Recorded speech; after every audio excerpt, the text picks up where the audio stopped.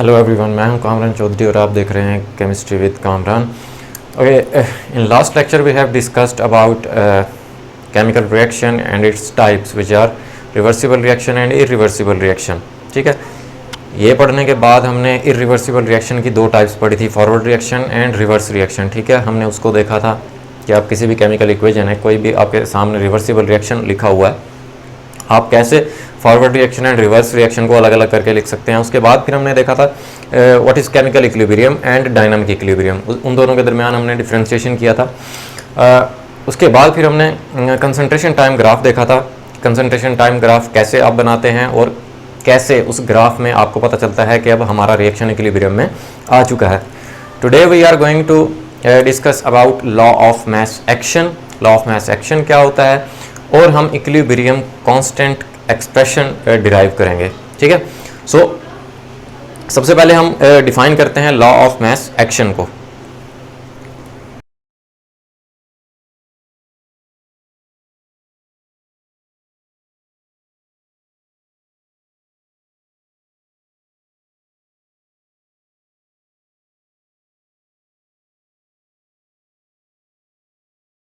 हम लोग law of mass action की डेफिनेशन राइट कर चुके हैं।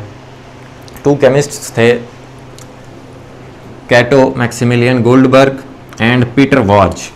उन्होंने बेसिकली 1864 में एक लॉ स्टेट किया जिसको आप obviously law of mass action बोलते हैं। ठीक है, अब ये लॉ ऑफ मास एक्शन किस चीज़ के बारे में था? ये था स्टेट ऑफ इक्विलिब्रियम के बारे में। ठीक है, अब जिन लोगों ने पहला लेक्चर देखा है मेरा, उनको अंदाज़ा होगा, उनको पता होगा कि what is chemical equilibrium.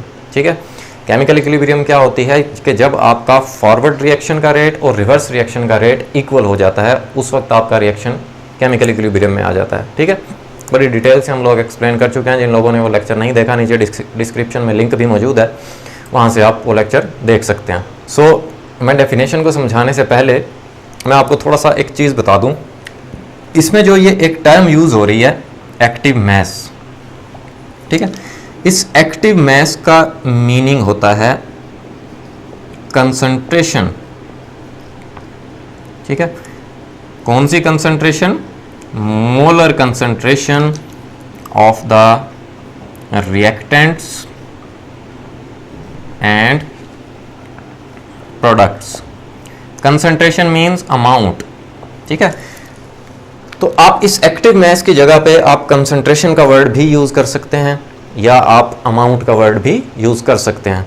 So active mass का क्या मतलब होता है? Molar concentration of the reactants and products means amount of the reactants and product की बात हो रही है। ठीक है, तो नॉर्मली जो आप किसी भी चीज़ को जब आप मेजर करते हैं, किसी भी चीज़ का आप सपोज वेट कैलकुलेट कर रहे हैं किसी चीज़ का, सो आप उस वेट को कैसे मेजर करते हैं? ग्राम्स में, किलोग्राम्स में, ठीक है, मिलीग्राम्स में। तो इस तरह के आप इसको बोलते हैं यूनिट। ठीक है, कि आप किसी भी चीज़ को मेजर करने के लिए आपको कोई ना कोई यूनिट रिक्वायर होता है। ठीक है, अब इसी तरह एक्टिव मास या कंसंट्रेशन को या अमाउंट को मेजर करने के लिए जो आप यूनिट यूज़ करते हैं, वो क्या यूनिट यूज़ करते हैं? मोल पर डीएम क्यूब। ठीक है, सो ये कंसंट्रेशन या एक्टिव मास का यूनिट हो गया। अब एक्टिव मास को आप रिप्रेजेंट कैसे करते हैं? इसको रिप्रेजेंट आप करते हैं इन स्क्वायर ब्रैकेट्स। अब इन स्क्वायर ब्रैकेट्स में कोई भी कंपाउंड राइट हुआ है, कोई भी कंपाउंड लिखा हुआ है। ठीक है, तो इट मीन्स कि we are talking about its concentration, its amount. ठीक है, सो आपको अब समझ आ गई होगी कि एक्टिव मास क्या होता है। अब ज़रा हम डेफिनेशन पे आ जाते हैं लॉ ऑफ मास एक्शन की, जो कि आपको कख भी समझ नहीं आई होगी अभी तक। टेंशन नहीं लेनी, हमें भी नहीं आती थी। ठीक है, तो अभी मैं आपको समझाता हूँ कि इसका क्या मतलब है। इसमें आप एक वर्ड देख रहे हैं, डायरेक्टली प्रोपोर्शनल। ठीक है, अब डायरेक्ट रिलेशन का क्या मतलब होता है? किसी भी दो क्वांटिटीज़ के दरमियान अगर डायरेक्ट रिलेशन होता है, मीन्स कि वो डायरेक्टली प्रोपोर्शनल होती हैं, तो उसका क्या मतलब होता है? उसका मतलब होता है कि अगर एक चीज़ की वैल्यू इंक्रीज हो रही है देन उसके साथ दूसरी चीज़ की वैल्यू भी इंक्रीज होगी। अगर एक चीज़ की वैल्यू डिक्रीज हो रही है तो दूसरी चीज़ की वैल्यू भी डिक्रीज होगी। तो इस तरह से उनके दरमियान जो रिलेशन होगा इसको आप बोलते हैं डायरेक्ट रिलेशन। ठीक है। So how can you define law of mass action? It states that the rate at which substance reacts is directly proportional to its active masses and the rate at which reaction proceeds is directly proportional to the product of the active masses of the reactants। इसको मैं आपको आसान wording में बताता हूँ कि ये क्या स्टेट कर रहा है। ये लॉ स्टेट कर रहा है basically about the concentration of the reactants and the rate of the reaction. ठीक है। क्या मतलब कि अभी आप देख रहे हैं कि डायरेक्टली प्रोपोर्शनल का वर्ड लिखा हुआ है कि rate of the reaction directly proportional होगा रिएक्टेंट्स की कंसंट्रेशन के ऊपर। ठीक है। इसका क्या मतलब हुआ कि जितने ज्यादा आपके पास रिएक्टेंट्स होंगे वो उतनी ज्यादा स्पीड के साथ प्रोडक्ट्स बनाएंगे। तो जितने ज्यादा आपके पास रिएक्टेंट्स होंगे वो उतनी ज़्यादा स्पीड के साथ प्रोडक्ट्स बनाएंगे और आपके जो रिएक्शन का जो रेट होगा वो ज़्यादा होगा, आपके जो रिएक्शन की स्पीड है वो ज़्यादा होगी अगर आपके पास रिएक्टेंट्स की अमाउंट, रिएक्टेंट्स की कंसंट्रेशन ज़्यादा है। अगर आपके पास रिएक्टेंट्स की अमाउंट या कंसंट्रेशन कम है देन वो प्रोडक्ट्स भी कम बनाएंगे और आपका जो रेट होगा रिएक्शन का वो क्या होगा, कम होगा। सो उम्मीद है अब आपको ये law of mass action clear हो चुका होगा। अब हम डिराइव करने जा रहे हैं इक्विलिब्रियम कांस्टेंट एक्सप्रेशन। उसके लिए मैं क्या करता हूँ, उसके लिए हम एक जनरल सा केमिकल रिएक्शन राइट कर लेते हैं।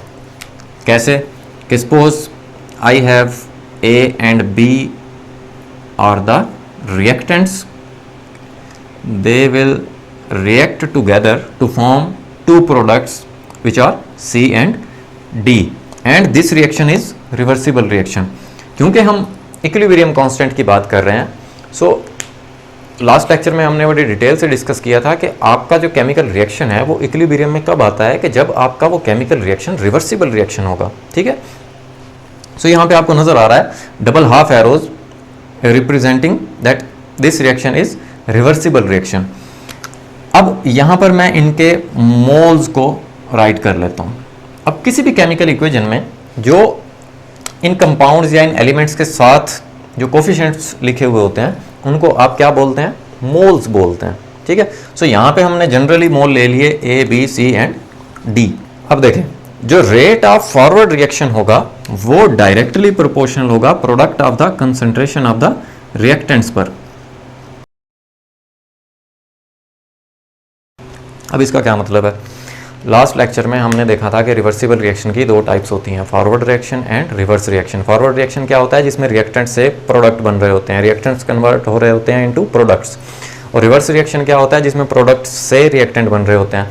अब rate of forward reaction is directly proportional to the product of the concentration of the reactant. It means कि जो आपके जो फॉरवर्ड रिएक्शन का रेट है वो डिपेंड करेगा कंसंट्रेशन ऑफ द रिएक्टेंट्स के ऊपर, कि अगर रिएक्टेंट्स आपके पास ज़्यादा हैं, रिएक्टेंट्स की अमाउंट, रिएक्टेंट्स की कंसंट्रेशन आपके पास ज़्यादा है, सो आपके जो प्रोडक्ट बनने का जो प्रोसेस होगा मींस के फॉरवर्ड रिएक्शन होगा उसका रेट ज़्यादा होगा, उसकी स्पीड क्या होगी, ज़्यादा होगी, फास्ट होगा रेट। सो ये साइन ऑफ प्रोपोर्शनैलिटी जब आप ख़त्म करते हैं देन आप इक्वल का साइन यूज़ करते हैं और कोई कांस्टेंट यूज़ करते हैं। मैं यहाँ पे के कांस्टेंट यूज कर रहा हूं, इनफैक्ट के एफ। अब ये के एफ क्या होता है, के एफ होता है rate constant for the forward reaction. मैं यहां पे राइट कर देता हूं, rate constant for forward reaction.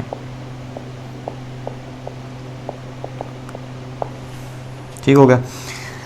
इस इक्वेशन को मैं 1 का नाम दे देता हूं। Similarly rate of reverse reaction वो किस चीज पे डिपेंड करेगा, वो डिपेंड करेगा कंसंट्रेशन ऑफ द प्रोडक्ट्स के ऊपर। अब यहाँ पर प्रोडक्ट्स आपके पास क्या हैं, सी एंड डी प्रोडक्ट्स हैं। इसका क्या मतलब है, रिवर्स रिएक्शन का क्या मतलब होता है कि प्रोडक्ट से रिएक्टेंट बनने होते हैं, ठीक है। तो रिवर्स रिएक्शन का जो रेट होगा वो डिपेंड करेगा amount of concentration of the products के ऊपर, कि अगर आपके पास ज़्यादा प्रोडक्ट्स हैं तो उतनी ज़्यादा तेज़ी से वो किस में कन्वर्ट होंगे, रिएक्टेंट्स में कन्वर्ट होंगे। तो rate of reverse reaction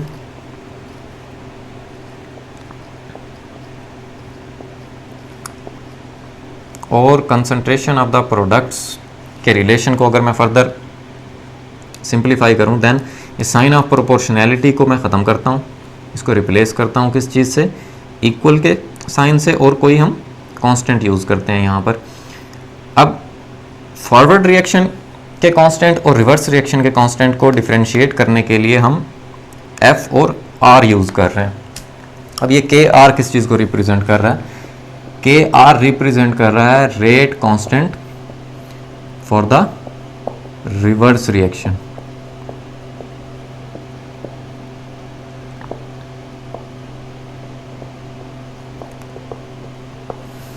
okay, अब आप देखें, अगर आपका कोई भी रिवर्सिबल रिएक्शन इक्विलिब्रियम की स्टेज में है, ठीक है, इक्विलिब्रियम में आ चुका है, सो आप क्या करते हैं, कैसे आप इक्विलिब्रियम को डिफाइन करते हैं कि इक्विलिब्रियम में उस वक्त होगा आपका केमिकल रिएक्शन जब फॉरवर्ड रिएक्शन का रेट और रिवर्स रिएक्शन का रेट इक्वल होता है। सो अगर आपका रिएक्शन है इक्विलिब्रियम में,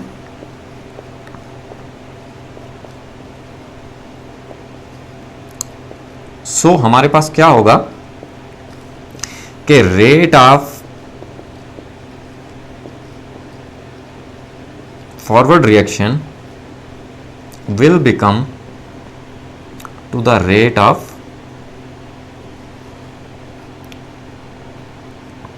reverse reaction।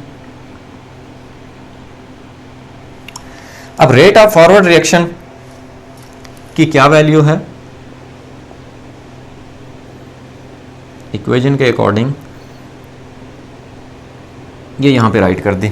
इसी तरह रेट ऑफ रिवर्स रिएक्शन की मैं वैल्यू यहाँ पे राइट कर देता हूँ अकॉर्डिंग टू इक्वेशन, राइट।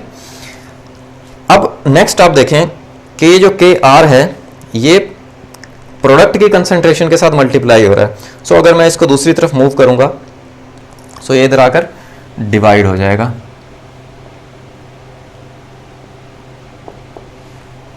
और ये कंसंट्रेशन ऑफ द रिएक्टेंट्स इस के एफ के साथ मल्टीप्लाई हो रहे हैं।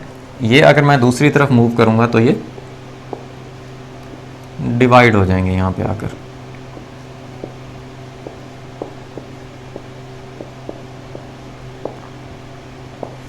ओके, अब ये देखें के एफ एंड के आर ये तो दोनों कांस्टेंट हैं। So constant divided by constant results a constant. So मैं यहां पर इन दोनों कांस्टेंट्स की जगह पर मैं क्या राइट कर लेता हूं, के सी राइट कर लेता हूं, एक ही कांस्टेंट राइट कर लेता हूं जिसको आप बोलते हैं इक्विलिब्रियम कांस्टेंट। उसका एक्सप्रेशन क्या आ जाएगा आपके पास,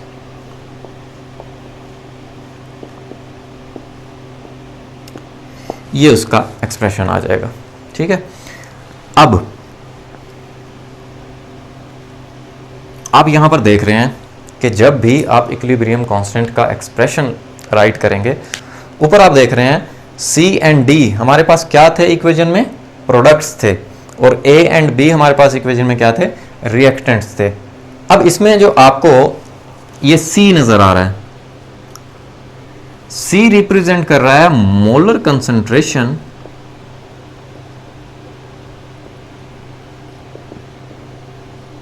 of reactants and products at equilibrium, ठीक है।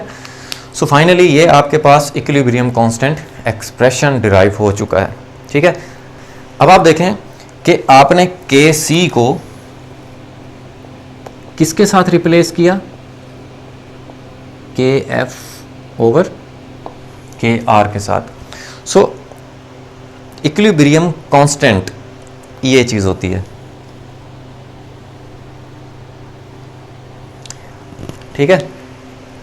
अगर जस्ट आप बात कर रहे हैं इक्विलिब्रियम कांस्टेंट की, जस्ट कांस्टेंट की, सो के सी इक्विलिब्रियम कांस्टेंट इक्वल होगा किसके, के एफ ओवर के आर के, क्योंकि के एफ ओवर के आर की जगह पर आपने रिप्लेस किया के सी को, ठीक है।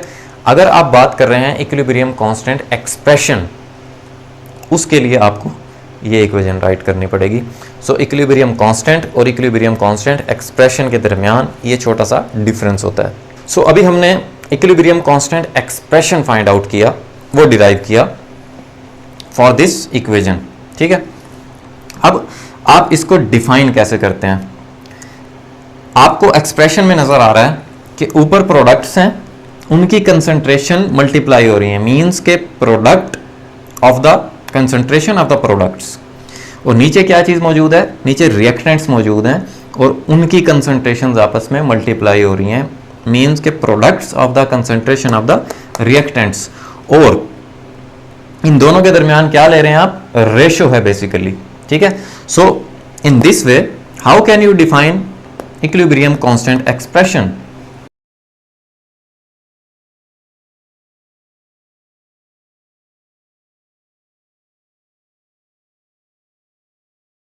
ओके, हम लोग के सी की इक्विलिब्रियम कांस्टेंट एक्सप्रेशन की डेफिनेशन राइट कर चुके हैं।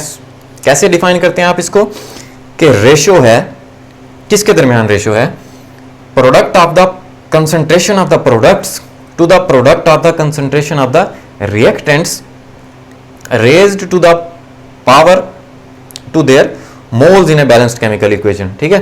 अब आपको यहाँ पे नजर आ रहा है ये जो स्मॉल लेटर्स में A B C D write हुए हैं, ये बेसिकली रिएक्टेंट्स और प्रोडक्ट्स के मोल्स रिप्रेजेंट कर रहे हैं। ऊपर आपके पास प्रोडक्ट्स की कंसंट्रेशन आपस में मल्टीप्लाई हो रही है और नीचे रिएक्टेंट की कंसंट्रेशन आपस में मल्टीप्लाई हो रही है। अब कुछ स्टूडेंट क्या कर रहे होते हैं, वीडियो सामने चल रही होती है और वो साथ कॉपी लेके बैठे हुए होते हैं, वो राइट कर रहे होते हैं, ठीक है। सो मैं आपको ये रिकमेंड करूंगा कि पहले आप प्रॉपर लेक्चर देख लिया करें, सुन लिया करें अच्छे से, देन उसको बाद में आप राइट कर लिया करें, इससे आपको लेक्चर बहुत अच्छे से समझ आ जाएगा। अगर आपको वीडियो पसंद आई है देन चैनल को सब्सक्राइब करें और बेल आइकन को प्रेस करें, वीडियो को लाइक करें। मैं हूं कामरान चौधरी और मिलेंगे हम नेक्स्ट वीडियो में। Thank you very much.